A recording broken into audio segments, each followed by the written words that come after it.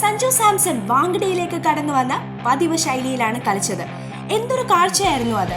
2026 IPL മികച്ച പ്രകടനങ്ങളിലൊന്നെന്ന് പറയാം.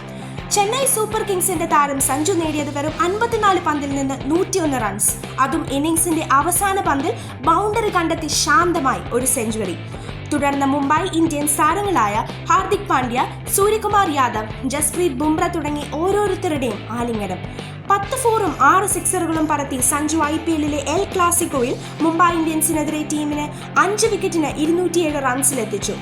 ബൗളിംഗിൽ പിന്നെ കണ്ടത് CSKയുടെ ആധിപത്യം. അങ്ങനെ IPL ചരിത്രത്തിൽ മുംബൈ ഇന്ത്യൻസിന്റെ 103 റൺസ് തോൽവി അവരുടെ ഏറ്റവും വലിയ തോൽവിയായി മാറി. ഇതോടെ സഞ്ജു റെക്കോർഡുകളും സ്വന്തമാക്കി.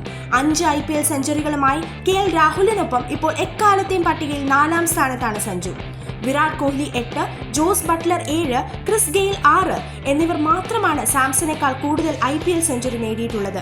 ഒരു IPL സീസണിൽ 2 സെഞ്ചുറി നേടിയ കളിക്കാരുടെ പട്ടികയിലും ഇടം നേടിയ സഞ്ജു IPL ചരിത്രത്തിൽ മുംബൈ ഇന്ത്യൻസിനെതിരെ സെഞ്ചുറി നേടുന്ന ആദ്യ CSK ബാറ്റ്സ്മാനായി. സീസണിലെ 2ാമത്തെ സെഞ്ചുറി CSKയ്ക്കായി ഒരു IPL പതിപ്പിൽ 2 സെഞ്ചുറി നേടുന്ന ആദ്യ ഇന്ത്യക്കാരൻ എന്ന നേട്ടവും ഇനി സഞ്ജുവിന്റെ പേരിൽ തന്നെ. കൂടാതെ ക്വിന്റൻ ഡി കോക്കിനൊപ്പം ഏറ്റവും കൂടുതൽ IPL സെഞ്ചുറികൾ നേടുന്ന വിക്കറ്റ് കീപ്പർ ബാറ്റ്സ്മാൻ എന്ന നേട്ടത്തിനൊപ്പം സഞ്ജു എത്തി. മുൻപ് മുംബൈക്കെതിരെ CSKയുടെ ഏറ്റവും ഉയർന്ന വ്യക്തിഗത സ്കോർ ഋതുരാജ് ഗെയ്ക്വാദിന്റെ 88 റൺസായിരുന്നു. ഇനി അതും സഞ്ജുവിന് സ്വന്തം. വിജയത്തിനപ്പുറം ഈ ഇന്നിംഗ്സിൽ സഞ്ജുവിന്റെ വ്യക്തിത്വം ഉണ്ടായിരുന്നു എന്നതാണ് ശ്രദ്ധേയം. രജനീകാന്തിന്റെ അറിയപ്പെടുന്ന ആരാധകനായ സാംസൺ വീണ്ടും സ്വന്തം ശൈലിയിൽ സെഞ്ചുറി ആഘോഷമാക്കി.